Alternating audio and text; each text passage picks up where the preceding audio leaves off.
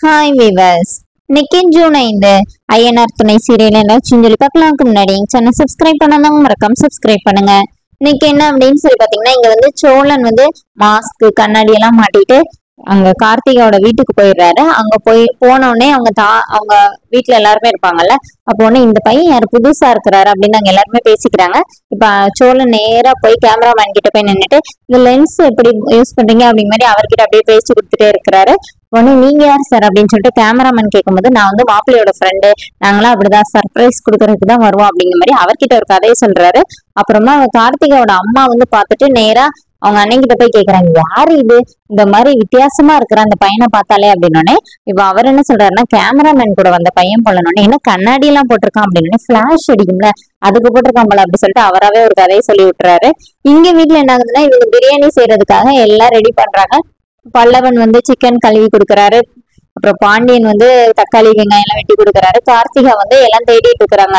இப்ப இதை வைக்கிறதுக்கு பாத்திரம் தேடுறாங்க. ஒரு வழியா எல்லாத்தையும் தேடி கேஸை பத்த வைக்கலான்னு பார்க்கும்போது சிலிண்டர் காலியா போயிடுது. ஐயோ இப்ப என்ன பண்றதுன்னா, பேசாம சிக்கனை தூக்கி ஃப்ரிட்ஜ்ல வச்சிடலாங்கன்னா, டேய் ஃப்ரிட்ஜ் ஒர்க் ஆகாதுலடா அப்படின்னோடனே, உங்க வீட்டுல ஒண்ணுமே இல்லை, இந்த வீட்டுல எப்படா நீங்க இருந்தீங்க அப்படிங்கிற மாதிரி நிலா கேட்டுட்டு இருக்கிறாங்க. அப்போ மட்டும் கரெக்டா சேரன் வராரு. என்ன ஆச்சு அப்படின்னு கேட்கும்போது, இந்த மாதிரி கேஸ் சிலிண்டர் இல்ல அப்படின்னோடனே, அப்ப வெளியில வச்சு செய்யலாம், நான் செய்யறேன் அப்படின்னோடனே, இல்ல இன்னைக்கு என்ன நடந்தாலும் சரி நாங்க தான் செய்வோம்னு சொல்லிட்டு இவங்க எல்லாம் வெளியில போய் உட்காந்து செய்ய ஆரம்பிக்கிறாங்க.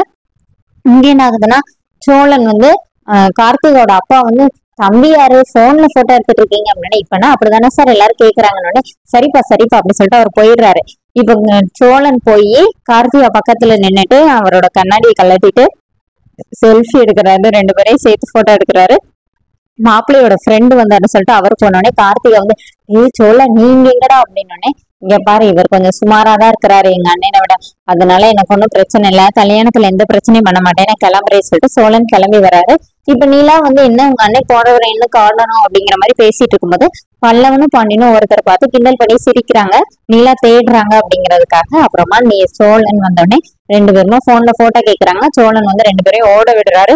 கடைசியில எல்லாருமா சேர்ந்து சோழனை அமைக்க பிடிங்கி போனை பிடிங்கி போட்டோ பார்த்துட்டு, சேச்சா நம்ம அண்ணனோட கம்மியா தாண்டா இருக்கான் அப்படிங்கிற மாதிரி சொல்லிக்கிறாங்க.